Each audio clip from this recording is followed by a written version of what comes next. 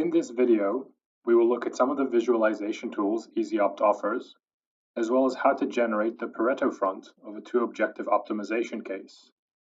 Specifically, we will look at Poloni's two-objective function.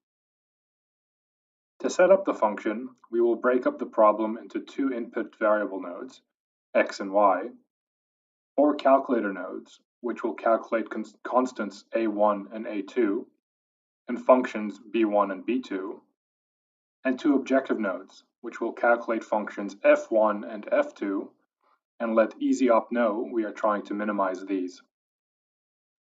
We start out by creating our workflow in the central panel as shown.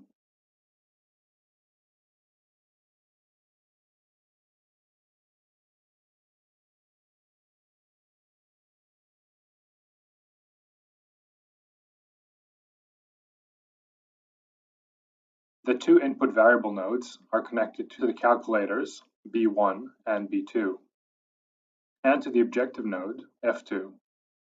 The constants a1 and a2, as well as the functions b1 and b2, are connected to the function f1.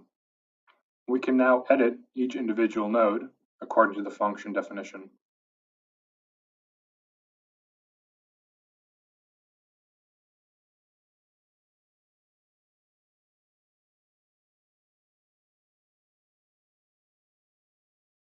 Input nodes x and y are defined as continuous variables, with the domain from -pi to pi.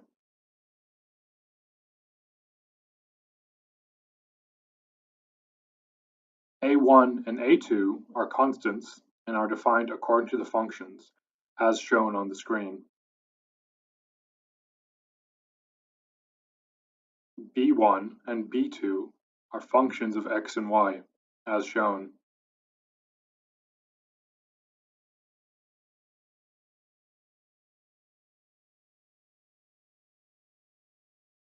Finally, the objective nodes f1 and f2 are also functions. Input them as shown and choose the minimize option from the drop-down menu.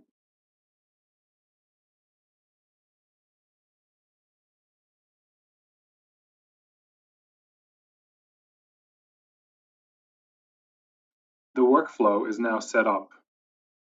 The next step is to use the scheduler to set up the optimization algorithm and DOE.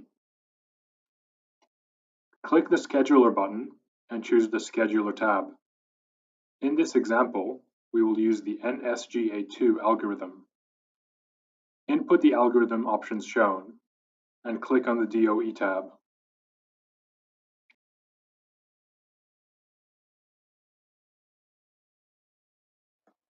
In the Number of Designs text box, enter 100 and press Add DOE Sequence. Then press OK.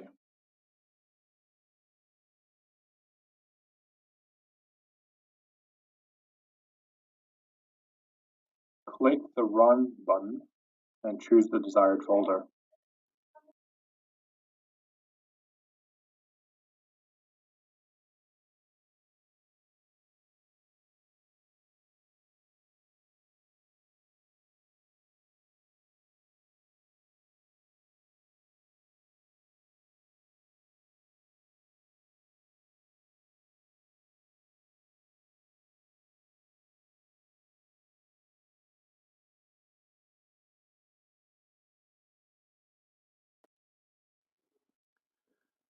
To view the results, click on the Run Log tab. Select the latest Run tab to see the results in tabulated form. To create a plot, press the Scatter Plot button at the bottom of the screen. Press the plus button to add the latest run as a data series. To show the use of the plotting tool, we will look at the variation of f1 with changing x and y values. Choose f1 from the y-coordinate button and alternate between y and x from the x-coordinate button.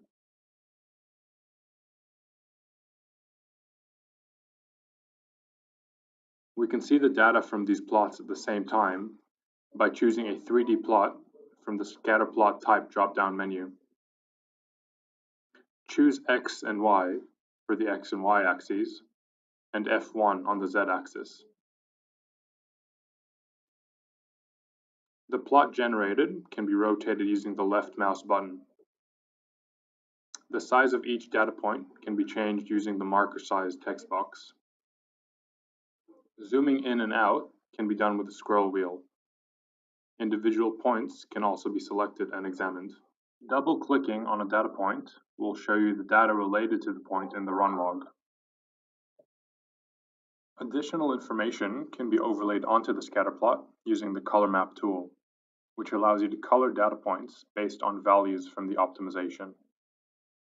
For example, we will color the F1 versus F2 plot based on the generation of the optimization algorithm in which the data point was created.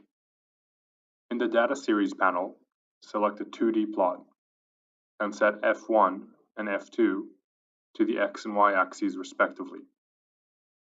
Click the Color Value option and choose Generation using the Color Value button.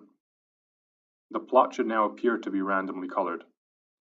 Setting the plot as 3D and using the Z-axis to represent generations, we can easily identify the pattern.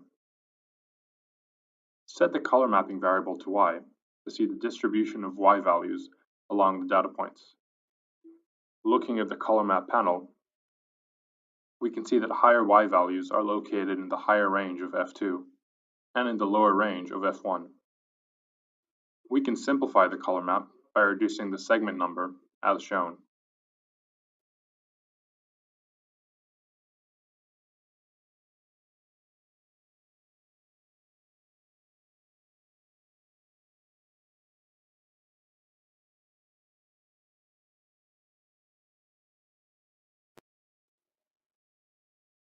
To display the Pareto front of a function, first choose the chart you wish to use.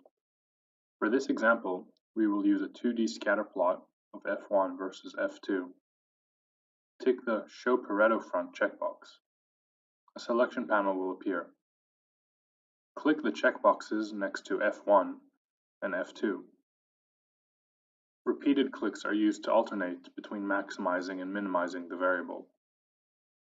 Ensure both F1 and F2 are selected as Minimize. Click the scroll wheel button on the plot to zoom to fit to see the final Pareto front generated.